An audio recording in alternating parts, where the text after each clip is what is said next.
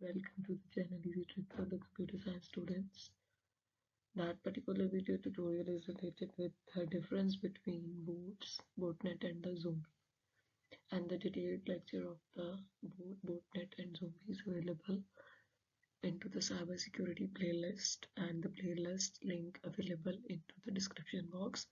So you will check it out. Firstly, there are single by single boot, what is botnet, and what is zombie, and after that you will add it into that particular condition. So these particular vulnerable conditions of the cybersecurity are very comprehensive in nature. So first difference is the definition. Firstly हम इसकी definition देखते हैं.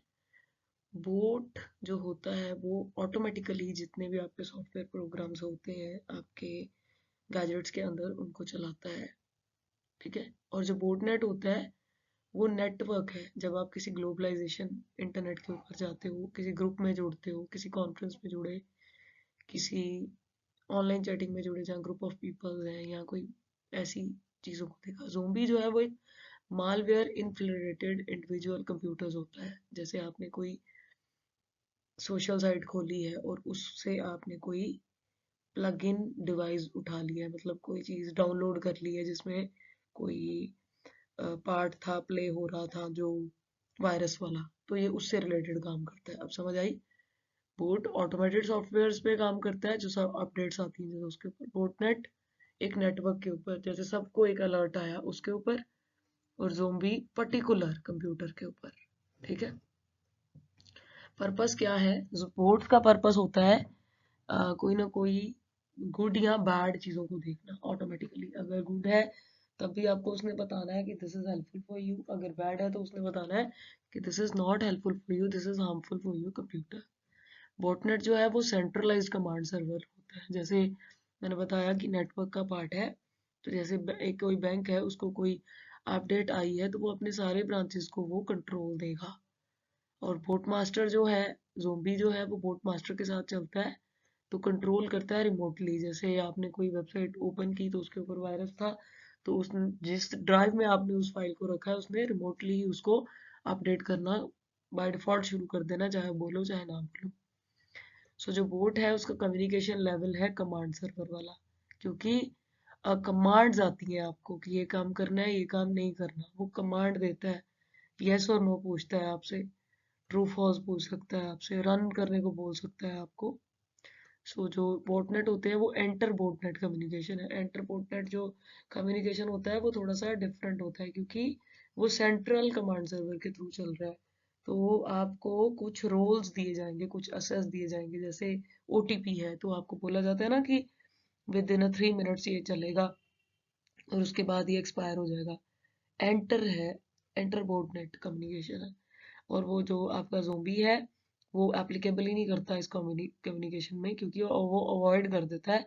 Communication तो कोई होता ही नहीं है. File download हुई तो आपके पास चीज़ें आ गई वायरस से रिलेटेड, और इश्यूज खड़े हो गए, तो फिर वो कोई काम नहीं करता उस पर. इन्फेक्शन मेथड में इन्फेक्शन सबसे ज़्यादा जहाँ से आती है बोट में, मालवेयर इन्फेक्शन जो आती है वो सोशल साइट से आती है, सोशल इंजीनियरिंग टेक्निक से. जैसे आपको कोई गलत इन्फॉर्मेशन प्रोवाइड करवा के पैसे निकलवा रहा है, कोई फेक साइट पे आप जा रहे हो, ऐसी चीज़ें. और एज पर द प्रॉमिस इससे नेक्स्ट लेक्चर सोशल इंजीनियरिंग का आएगा और उसकी टेक्निक्स का आएगा. और वो जो बोटनेट होता है वो मालवेयर इन्फेक्शन से रेप्लिका बनाता है, क्योंकि मालवेयर जो है वो एक वायरस है, ठीक है. तो वायरस से रिलेटेड भी साइबर सिक्योरिटी की प्लेलिस्ट में आपको टॉपिक मिल जाएगा, उससे देख लीजिएगा. तो वो अपने आप में कंट्रोल करके ना सर्वर को, तो उससे इन्फेक्शन क्रिएट करनी शुरू कर देता है. मान लो कोई आपने ऑटोमेटिक ट्रांजैक्शन लगा रखी है, और ऑटोमेटिक ट्रांजैक्शन से उसने ऑटोमेटिकली ही आपका जो है वो डाटा कट करना शुरू कर देना. और अगर इन केस वो कोई ऐसी एक्टिविटी में आपने थर्ड पार्टी को दे दी है कि जो फेक है, तो उसमें ऑटोमेटिकली अपडेट शुरू हो जाएगी और पैसे कटने शुरू हो जाएंगे, फिर कंट्रोलिंग नहीं हो सकती. और जो ज़ोंबी है वो इन्फेक्टेड है पहले ही मालवेयर से, तो एक्सप्लॉयटेशन शुरू हो जाती है, क्योंकि आपकी डाटाज कहीं ना कहीं सोशल साइट्स के ऊपर पड़े होते हैं, तो गलत तरीके से लोग आपको एक्सप्लॉइट करना शुरू कर देते हैं. जो बोट मास्टर और बोट हार्डर हेडर है हमारे पास, वो कंट्रोल करते हैं, मैनेज करते हैं बोट्स को। एंड जो हमारा बोटनेट है वो कमांड बेस्ड है, तो वो कमांड्स दे दे के करता है। और वो सेंट्रलाइज सर्वर पे चलता ही नहीं है ज़ोंबी, ये दोनों तो सेंट्रलाइज पे ही चल रहे होते हैं। साइज की अगर बात करें तो जो आपका पार्ट अवेलेबल होता है पार्ट के अंदर, वो ये इंडिविजुअल इंस्टांस है बोट, क्योंकि आप सिंगल प्रोग्राम के ऊपर भी कोई फाइल डाउनलोड करते हो या सॉफ्टवेयर डाउनलोड करते हो तो उस पर भी कमांड्स आती हैं।